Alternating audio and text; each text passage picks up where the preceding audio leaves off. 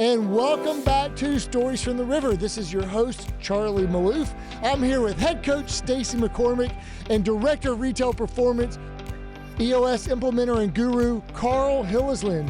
Welcome back, gentlemen. Hey, let's go. Let's go. Let's go. Let's go. Welcome to Stories from the River, a show in which we go behind the scenes at Broad River Retail. All right, this is our fourth and final installment on our Mr. Mo series. What's Mr. Mo? More right, more often. What is Mr. Mo built on? It's built on the chassis of the EOS, the Entrepreneurial Operating System developed by Gino Wickman. So let's talk about it, gentlemen. And if you haven't listened to anything else, go back and listen to episodes 1, 2, or 3. We talk about the benefits of a business operating system, what other operating systems are out there, why we chose EOS as our chassis for Mr. Mo. We go into like the early days of Mr. Mo, how it came to be, our early wins. And I really want to get to this one, like where we're going to go from here. But before we do that, there's always some objections, right? So what were some of the early and common objections heard along the way? Yeah, I mean, right out of the gate, it's just different, right? It's different, right? It's different. Someone moved my cheese. Yeah, exactly. And so, but again, our commitment to a change that's going to transcend time here, right? Not just be the flavor of the week, month, or quarter, was really what I would say de-escalated a lot of objections, because we knew, and the organization knew, we made a decision. And because of the trust, it was like, okay, we're going. Does it help if they know what goes into the decision? Did you have to kind of explain the why?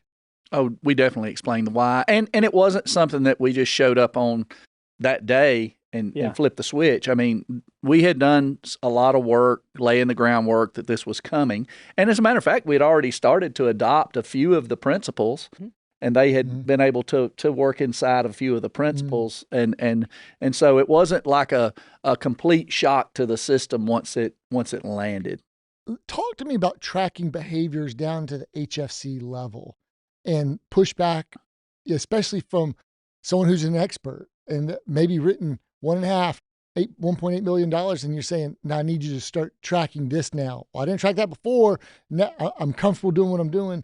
Like, how do you overcome those type of objections? That's still a work in progress. You run into this thing, and one of the things that I think stuck out from Davin's conversation for me that resonated the most is that, I'm a big believer in doing things for people. So in other words, to me, there's things that you do either to people or for people, and accountability is not something you do to someone, it's something you do for someone. But he brought up and he introduced this new concept, and I don't think it's a new concept, but he explained it in a way that it just hit me like a ton of bricks, and that's it would be better if you could do it with them.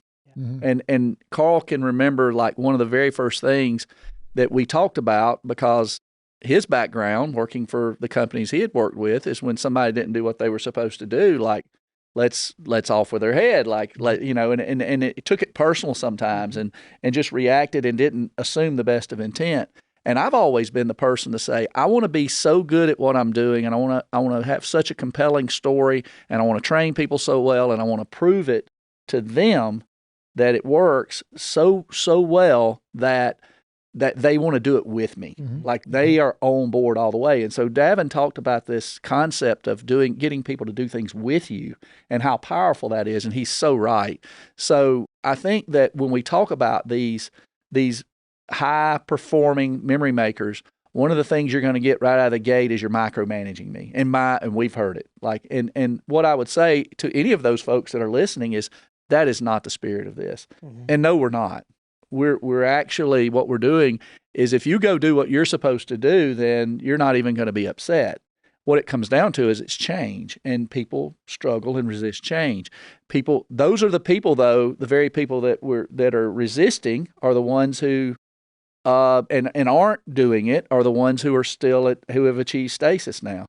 They're 1.3, 1.4, $1.5 million riders, $1 million riders, and that's where they're at. By the way, thank you. Great job.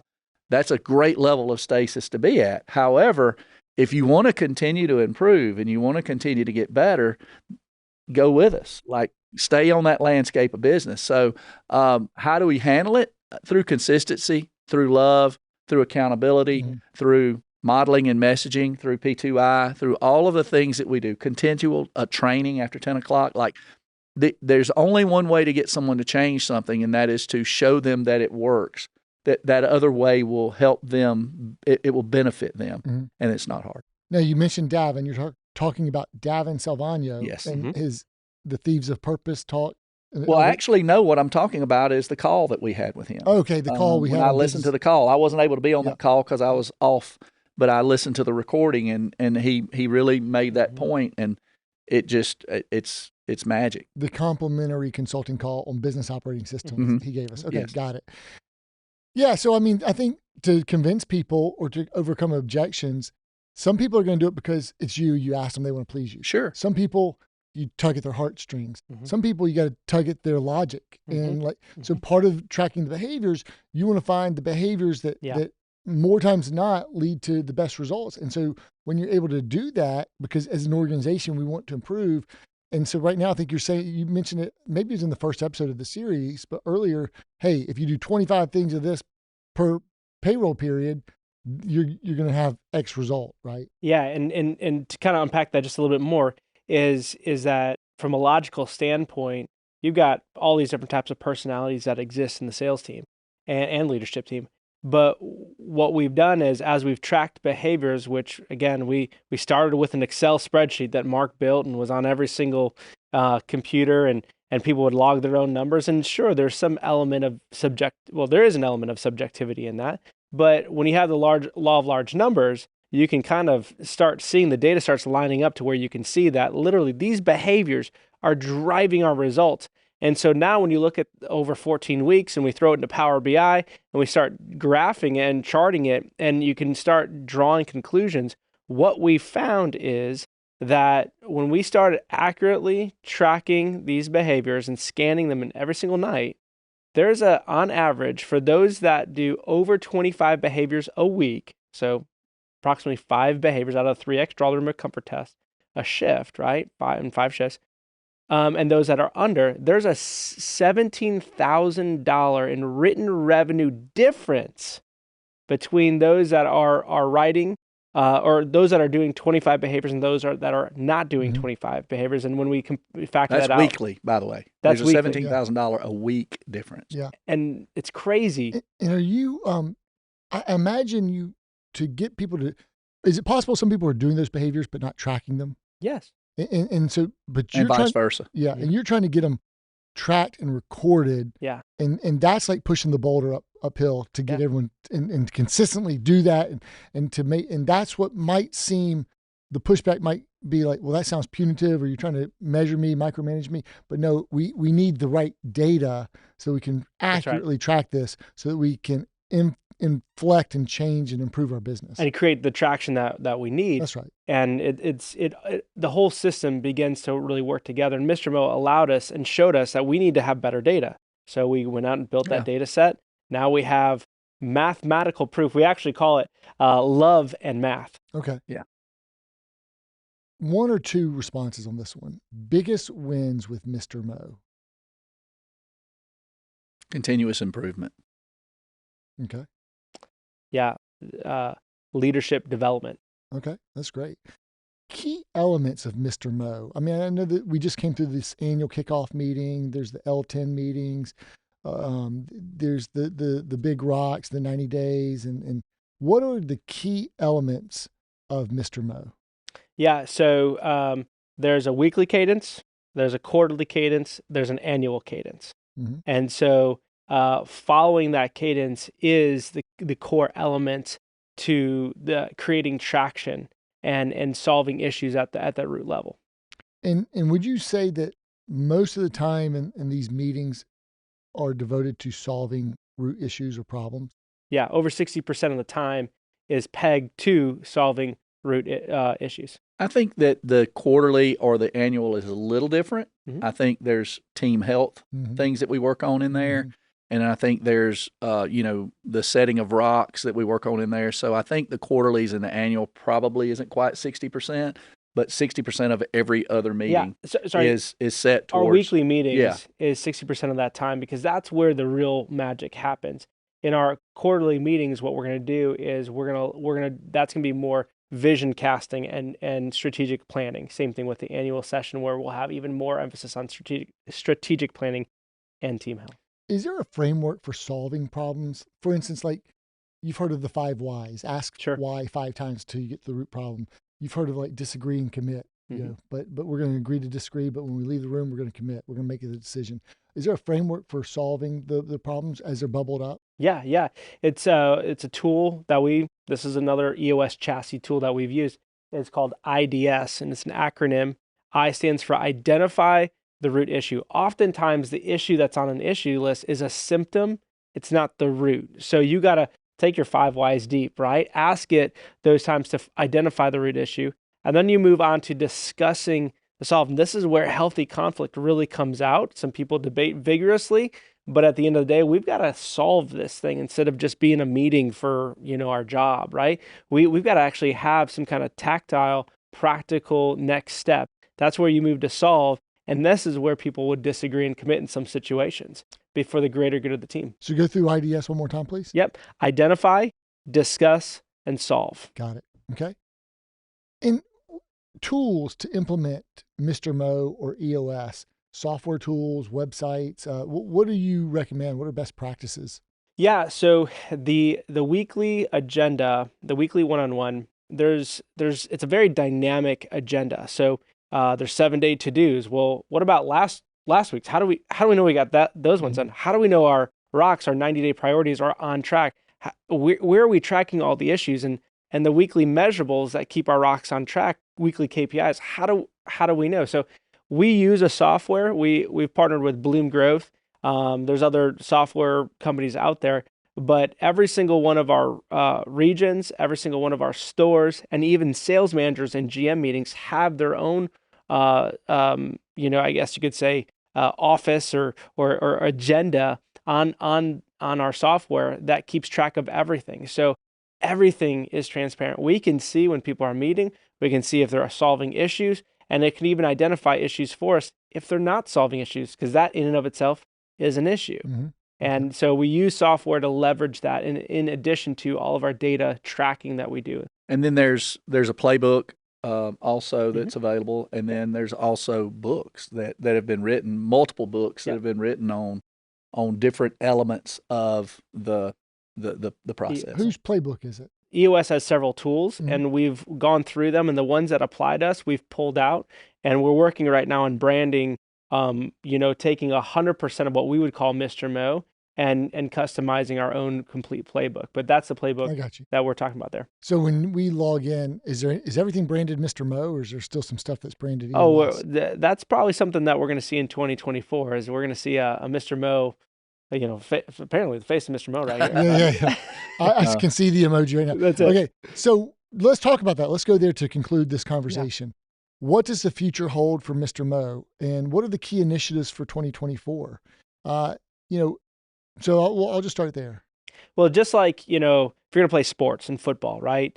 You got Pee Wee football. It goes into middle school, high school, college, pro, so on and so forth. We're just going to continue getting better at these foundational tools, knowing how to the blocking and tackling and the basic elements. There's a lot of skill that we can get better at. Example is getting better at setting rocks and the milestones and the things that we're tracking and understanding how many is too many and all that kind of stuff. Getting better at predicting both short-term and long-term. So we're going to have a natural rise in our talent and ability to do that. What we're also focusing on specifically in 2024 is the difference between coaching and correcting, where we identify coaching as, asking the question, hey, Charlie, what is it that you want to achieve? And this would be if you were my direct report, right? Charlie, what is it you want to achieve? How do you plan to achieve it? And what can I do to help? Because then, even on a weekly basis, if we're looking at their weekly game plan, that's where as a leader, I want to be able to insert myself and engage with that leader on a very consistent basis. And then correcting is, hey, you know what, Charlie? You're not giving me or what the team needs. What's your plan to fix it? And the tone's a little bit different there, but oftentimes if all you have is a hammer, everything looks like a nail. So we want to develop the other tools in our tool belt to actually have the coaching conversations where we're doing even a better job of catching people doing what's right, but also developing them from a leadership perspective. I think if I add a couple of things to that, number one would be continuing down this path of what we're calling decentralization, but really it's empowerment, and it's having everyone at their level run their business, because the issues or the opportunities that might be present for one leader in one store aren't the same as even the KPI attainment's not the same. Like somebody struggles at sleep, but this store over here crushes it, but their issue is VIP or whatever it might be.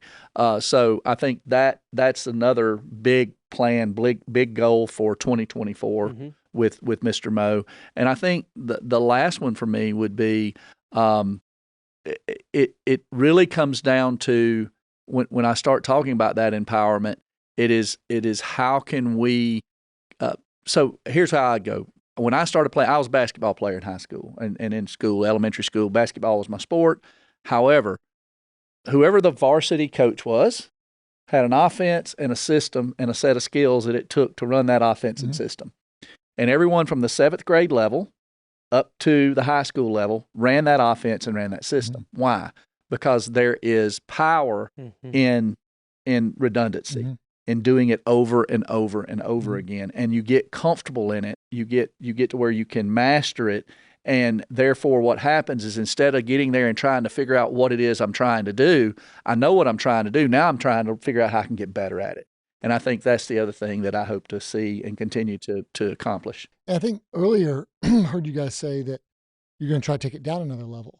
So I think you mentioned sales managers. So you're at the GM level now. And so maybe, I don't know, the senior sales managers and sales managers, maybe even eventually to the HFC level where they're circulating or bubbling up problems and surfacing themselves. So there's other levels. So you can not necessarily also go wide, go breadth, but go depth. Ultimately, what we want to do, Charlie, is we want to ask every single memory maker, and we've started these conversations, is what does it look like to get an A in life? And we shamelessly took that question from Gary Ridge at the Purpose Summit up at Notre Dame, and super excited to see him coming into town here this year. But by asking that question, that's going to be how can our system help fund their A+ life, right? And so when we take the infinite approach of helping people fund and fuel, and identify, then fund and fuel their A+ life, plus the finite game of a revenue, right? We're lining up, and we're calling that the retail revolution, and of all levels of our organization, how they can both be successful at work and at home and use what we have here to fund their A+ life. Retail revolution and A+ life. Those are a couple of great phrases right there, Carl. What are the key leverage points that will either make 2024 and Mr. Mo successful or unsuccessful in 2024? To be super simple with it, it's the power in doing. I mean, I think that's really what it comes down to, is that we have to stay committed. We have to stay solutions based, because the only thing that can take it off the rails would be obviously something that's completely out of all of our control, right? Or if we establish some level of stasis. I think the key leverage point for us to go to the next level, because you know as well as I do, once you've done well, and once you've done a little better than that, and then a little better than that, and then a little better than that, the better you get, the harder it gets to improve. You know, what they say, Michael Johnson worked 4 years straight between Olympics to shave 1/10 of a second off of his 200-meter time so he could win a gold medal. Well, 1/10 of a second in 4 years? Like, could you imagine the incremental compounded gain that is, right? And how small it is. So for us, it's staying committed to that. Right.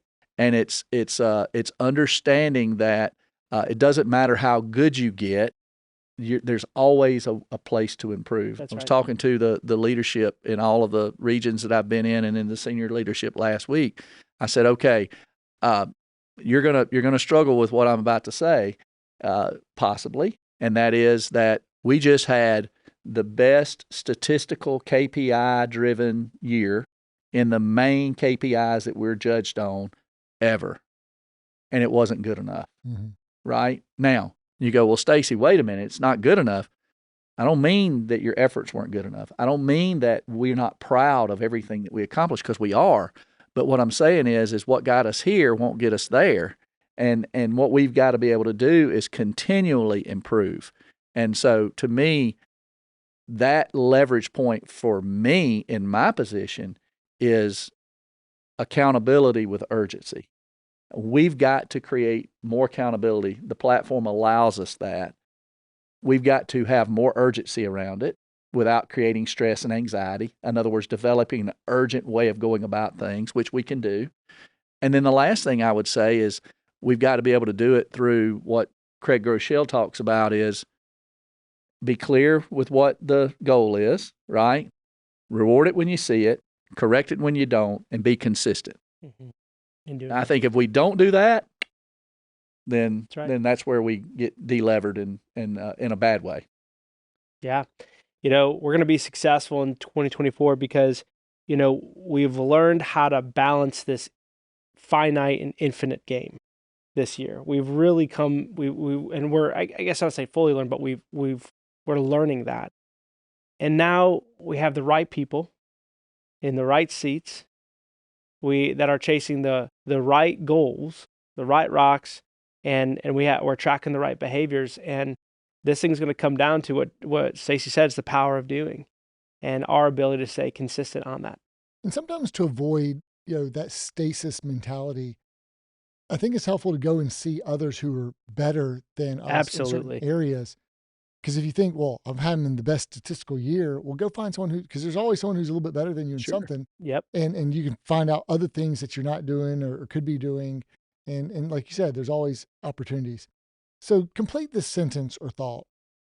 Mr. Mo will be a success in 2024 because of. I'm going to say me.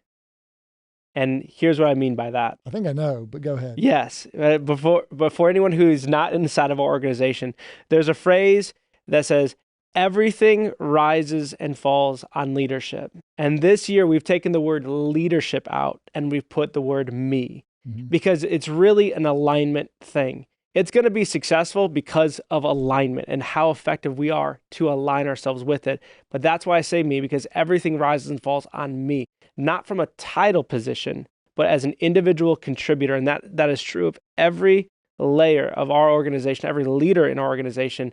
They need to say that same phrase, everything rises and falls on me. You take that ownership and it creates that alignment and we're going to be successful. That's great. What about you, Stacey? Mr. Mo, in 2024, Mr. Mo will be successful because of our memory makers. Yeah, well said.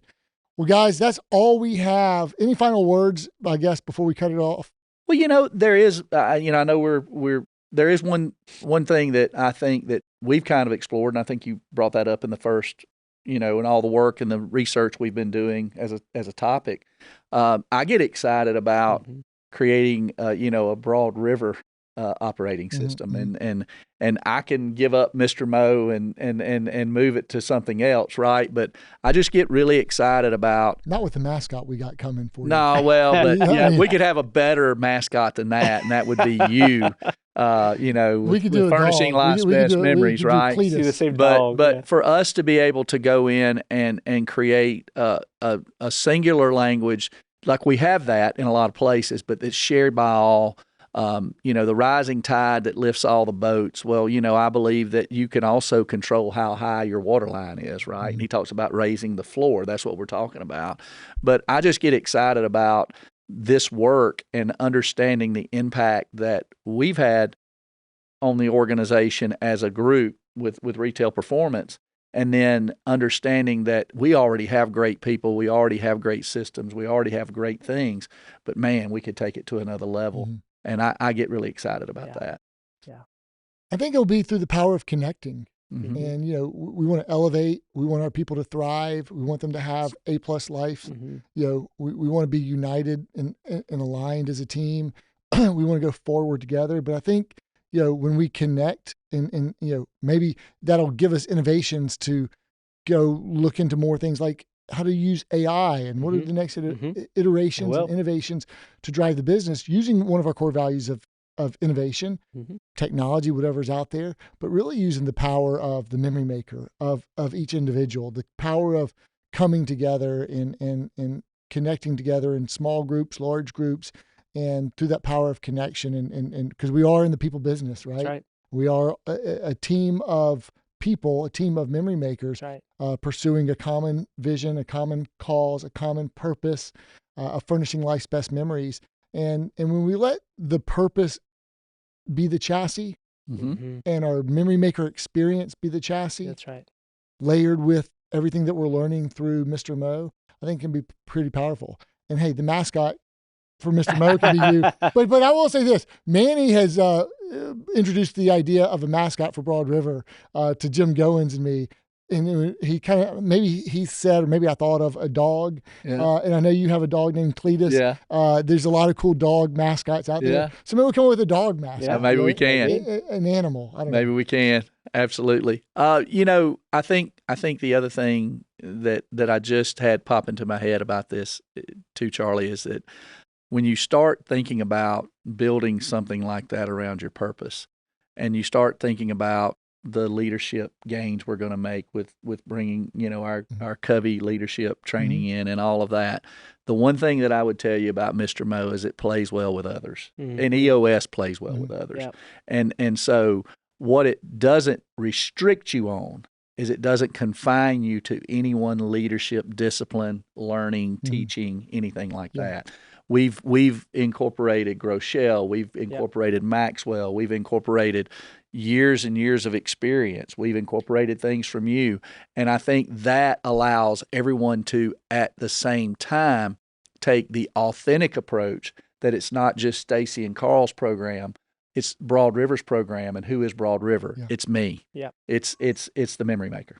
So I think all those things that you talked about, Stacey, they're a great amalgamation of taking bits and pieces that are best practices. I love that it can play well with others. It can be a great bolt-on. I mean, you've mentioned Groeschel and Maxwell and we've done Global Leadership Summit. We did WOBE, World Business Forum.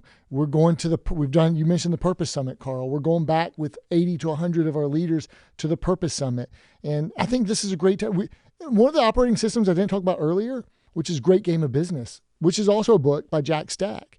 And so play the great game of business as an operating system. But it's one of those things that's about mutual prosperity, spirit of abundance, transparent financials, and everyone rowing the same direction. So as we think about, like, at the end of 2024, casting the 5-year vision, right? Where we want to be by the end of the decade, or a multi-year vision and who we want to become, I really think it can be built off of the chassis of how we treat our people, which will all come from what our purpose is, from furnishing life's best memories as the chassis or our memory maker experience. One of those two things, and we'll work through that together, but all from the learnings that Carl's indoctrinated and brought into the organization through EOS, through now what we call Mr. Mo. So there's so much great stuff here. I'm glad we've done a series on business operating system and how our retail performance team has really taken what was like an growth like this and making it more of a hockey stick curve. If you look at our last 2 years of KPIs, if they had just gone along with traffic, we would have been down minus 20% like everyone else, minus 15%. But they weren't, and we didn't get bad morale, and we had the exact same number of $1 million memory makers in 2023 as we did in 2022. So our people kept executing, kept raising the game, kept elevating, and it's really been awesome to see. So kudos to you guys. Thanks for taking the time to really pour into and dive into and share what this whole thing that you've been, behind the curtain building and developing, which is Mr. Mo. So more right, more often here at Broad River Retail. Thanks so much for dialing in, for logging on, or for joining us at Stories from the River. Dial in every week, subscribe, like, comment, let us know how we can bring you fresh new content. That's our goal, to bring you value-added content this year. Connect with you all on Stories from the River. Thanks so much for joining us. Thanks for listening to Stories from the River. To check out more episodes, visit storiesfromtheriver.com. Join us again next week, and remember to like, rate, and subscribe to the podcast.